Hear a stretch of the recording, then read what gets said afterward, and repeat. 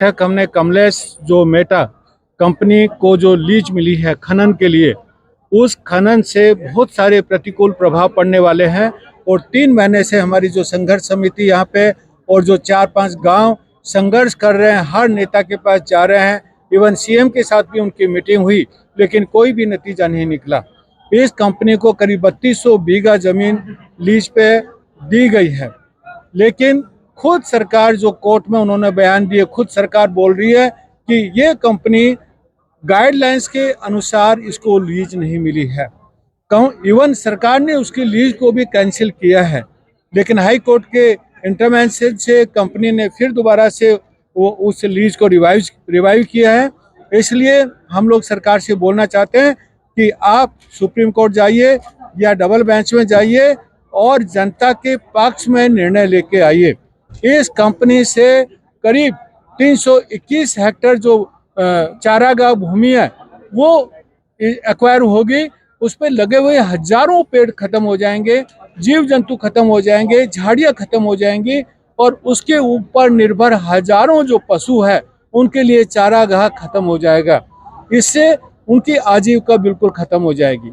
दूसरा जो खेत है, कुछ सिंचित भूमि भी है, बाकी जो खेत हैं उनको भी जो एक्वायर करेगी, तो हमारा जो किसान है वो आज भूमि का मालिक है, वो कल भूमिहीन हो जाएगा। तीसरा हम लोग बताना चाहते हैं कि जो उससे पोल्यूशन होगा, जैसे डस्ट आएगी या जो भी उसके एक्टिविटी से पोल्यूशन होगा, वो आसपास के 4 गांव तक सीमित नहीं रहेगा, वो आसपास के जहां तक हवा जाएगी तहां तक डस्ट जाएगी। इसलिए यहाँ पे बहुत सारी बीमारियां फैलने का डर है, खास करके बच्चों और बुजुर्गों के स्वास्थ्य संबंधी बीमारियां होने की संभावना है।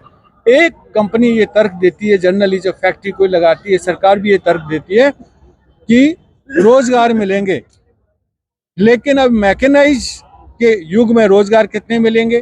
कोई जो बच्चे ने कहीं पर सवाल पूछा कितने रोजगार मिलेंगे, बोला 40-50 मिलेंगे।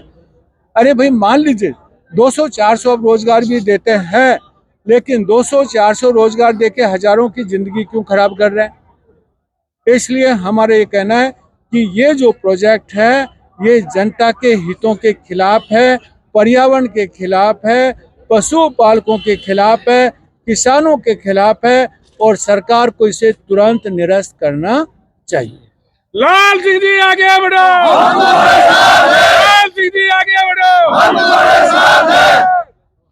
जो बैठक हुई है, आगामी क्या रणनीति सामने आई, क्या सर्व समाज का, आदिवासी समाज का कदम रहेगा? आज हमने यहाँ पे जो मीटिंग लिया उसमें सारे समाज शामिल थे और सब ने सर्व सहमति से हमने निर्णय लिया कि सरकार को 30 दिन देते हैं, 1 महीना देते हैं कि 1 महीना में के भीतर सरकार इस कंपनी के लाइसेंस को रद्द करे।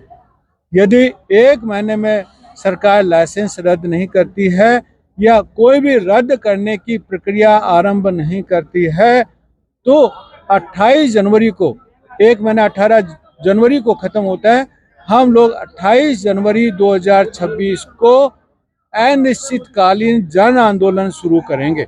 इस जन आंदोलन में सिरोही के गांव-गांव ये लोग हम लोग जाएंगे और खाली सिरोही तक सीमित नहीं रहेगा, पूरे राजस्थान में आह्वान करेंगे कि जितने भी पर्यावरणवादी हैं, जितने भी हमारी ये अरावली का एक हिस्सा ही है, जो अरावली को भी बचाना चाहता है, वो इस आंदोलन में इनवाइट है।